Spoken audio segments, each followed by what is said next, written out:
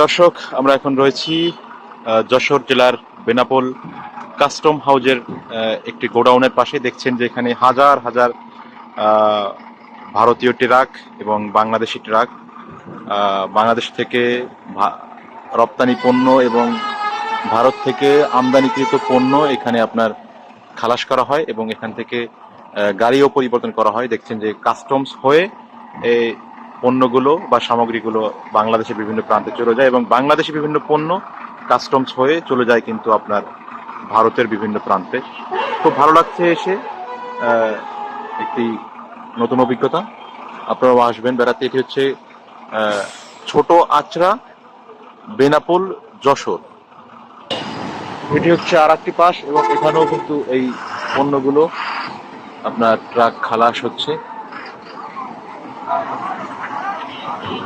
এটা হচ্ছে ওজন স্কেল, এখানে ওজন হয় প্রচুর। দেখছেন শয় শয় ট্রাক, বিশাল এরিয়া নিয়ে।